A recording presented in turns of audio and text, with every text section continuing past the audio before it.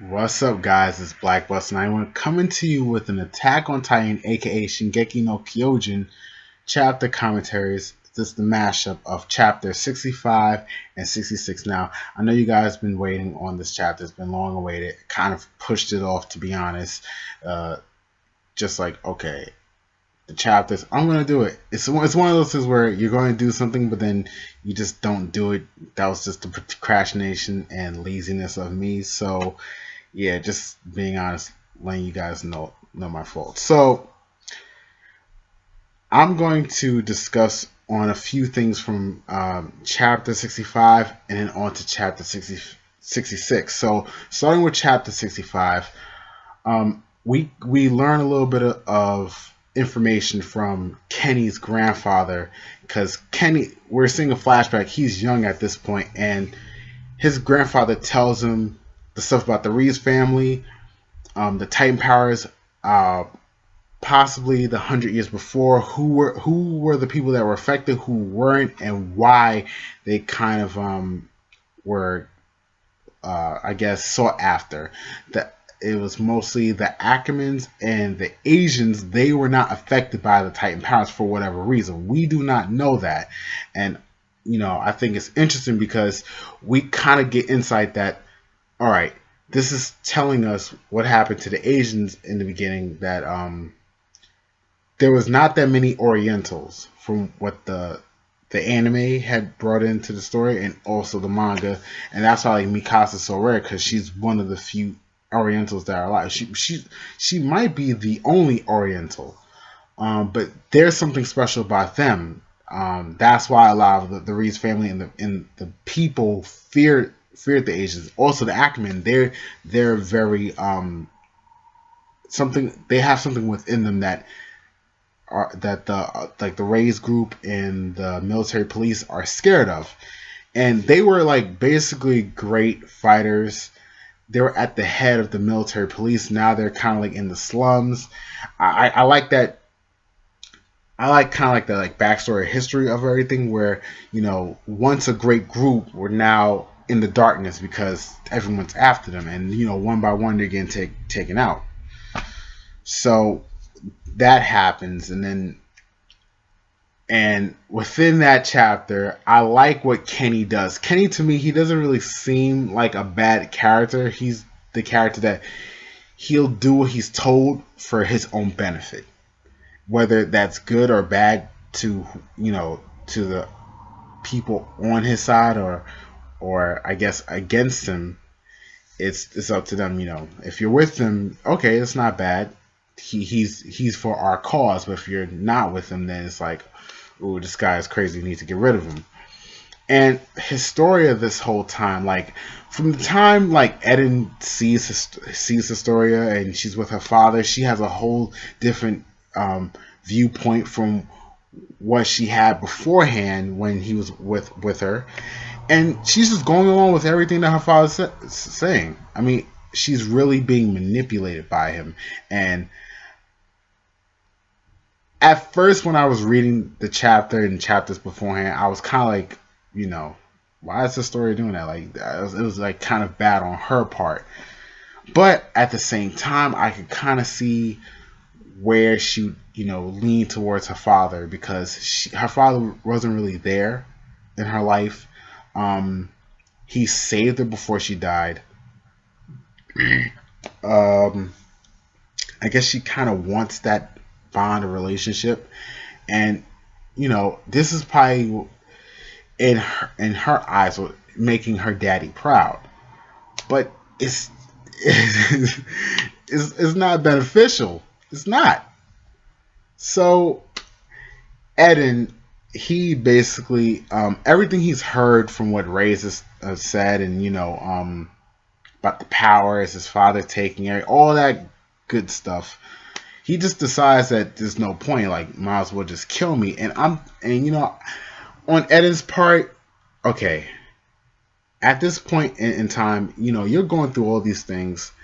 Uh, as far as on Eden's part, I say Eden, but on Eden's part, he's lost many friends, family, had to kill, had to do all these kind of stuff just to go see what the outside of the world looks like, you know, what's on the other side, just to explore and just to live life, because this isn't living. And I guess to him, it's like, if you're the one that's going to save humanity, you're going to see the world, then I might as well just give my life up, because this wasn't my power anyway. So I think it was very noble of him to do that, and to kind of like be a sacrificial piece. I kind of always felt like he might have been that sacrificial piece anyway. You know, seems somewhat of a cop out, but it's understandable. On the other side, I just think that I think for him, not just because he's the main character, but just the kind of character he is, and how he's personified, to me he's hope. Because Historia, she doesn't give that off. She doesn't really know. She would, you know, a couple of chapters ago, she didn't really know who she was. She was, you know, telling Eden how she was as a person. Like, she just kind of faked it, who she was, just putting on a facade of like being this caring person. And now, you know, she's just now discovering herself, so she doesn't really know who she is. And Eden, on the hand, as young as he is and all the things he's been through, he has much more of a defining experience in life of what he wants, and you know, how he is as a person, you know. So I just think he's hope. He's all about going to the next level, you know, living beyond these confines that we live in, you know, thinking outside the box, literally, because they were literally, you know, I guess you could say figuratively speaking, and you know, literally they were living inside of a box within their minds and also within the wall. So he's that kind of hope of the best is yet to come. There's greater things ahead of our situations, and I think he's a good stand for humanity. So he would be the best one for the powers. But learning the fact that only the Reese family, I think the father's line, the Reese family were the only ones that could use the true power of the Titans' power. They're the only bloodline that can use it. That probably also made and make the determination that, okay, I would be no good for it. If Historia, she's related to this man, then it would be best for her. Even in that sense of him, he weighing the options, you know, the best thing for humanity, give it to her. So Eden is the perfect candidate. Now in chapter 66, Historia, she finally comes to her senses, but it did not happen until she started to use the serum. She kind of she had the needle, she put it in her arm, but some of it was going in. I felt like, I guess, a little inch of that serum was going within her, and she started to get memories of her sister and Ymir, and she started to see all the things that were like that happened, you know, things that she couldn't remember were starting to come back, and they were giving her clues and hints to like you know, what really happened. You know, her sister having the serum within her, you know, the memories of all the other people just messed with her mind. She wasn't the same person as she was. You know, Ymir wanted her to live, you know, just, you know, live your life, and she greater than her father was her sister and Ymir. Their words and their thoughts and their face kind of just propelled Historia to choose her own path. Like, she doesn't want to kill Eden. She's probably more of a companion and friend and comrade than her father would ever be. Her father lied to her, manipulated her, using her for his own, you know, grander schemes, just so he won't have to do it, which is selfish and, you know, a cowardly on his part. He's not a father. He's garbage. He's trash. And Historia basically body slams. I love that part. That was just a great moment for Historia. I'm glad she came to her senses. Like, thank God, Historia, because you were just acting stupid. Like, I mean, I know I said she was being manipulated, but it's like, come on now. So it all worked in his favor. Like, everything, you know, happened for a reason. So she had to get to that point to kind of bring her to her senses. And we see that the father lied about the serum. Like, oh, I can't become a Titan. She throws the serum on the ground, breaks it. He ends up licking it and starts to become a Titan. And I love this scene in the chapter, is that as he's becoming this huge, gigantic Titan, you know, Kenny and his faction, they're like in the background. He's like, gotta get out of here, like back up, because he's transformed into a gigantic, colossal Titan.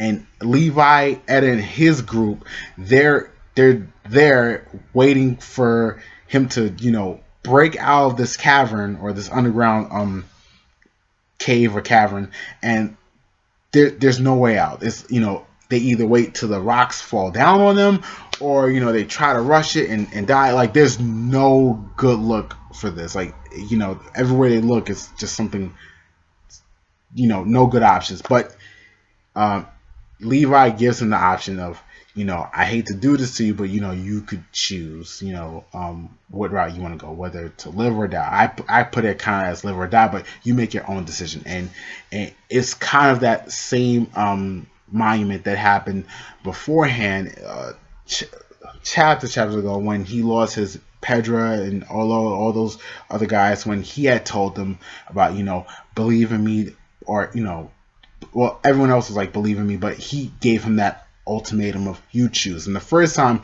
he chose to believe in the team, but honestly, Eren really felt if he had believed in himself and was to, you know what, I believe that I can take her on, I'm going to do this for the sake of humanity and save them, they wouldn't have to die, then, you know, things would change. And because they died, it was kind of like a regret. And this was, it's full circle. This is his choice now, whether or not they're backed up. At the end of the day, whatever choice he makes, they still could die, but at least it'll be his choice. And he decides that he is going to go and save them. And I believe there's like some kind of like bottle that says armor Titan on it. And I think Ed is going to get a new ability. So I'm looking forward to that. I'm really glad that Eden made that choice, because it just showed that, you know, I chose one path, it didn't work out for me. It just didn't. So I'm going to choose this path. I'm going to do this myself. And one thing I want to leave for this video that I think is the great segue to lead into this is that, you know, with what Eden did, is a lot of times that we go through in life, and same thing I go through, you know, we all kind of, some of us more than others, we kind of let other people make choices for us because we might not be confident in ourselves. But, you know, go in before something knowing that you can do it, regardless if you'll fail or not, that, you know what, I'm going to take a chance on me, because that's who I can bet on. You know, if I fail or not, it's on me. So I like that. And I think Hajime Isayama is putting out great content and messages within these chapters, and I think you could take a little something from all of the chapters he's done. So I really thought this was both chapters 65 and 66 was a great chapter. I'm looking forward to March's chapter 67 next month, see where that's going to take, you know, how that's going to go, on what kind of ability Ed is going to have, like what his form is going to look like, how he's going to be able to use it, you know, stuff like that. So if you guys have any thoughts on this video, you can send comments to the comment section below. Go to my Facebook fan page. You could send me a video response. You know, do a video to this. Like this video if you did. And this is my commentary on chapter 65 and 66 of Attack on Titan. And this is Black Boss 91. Until next time, signing off.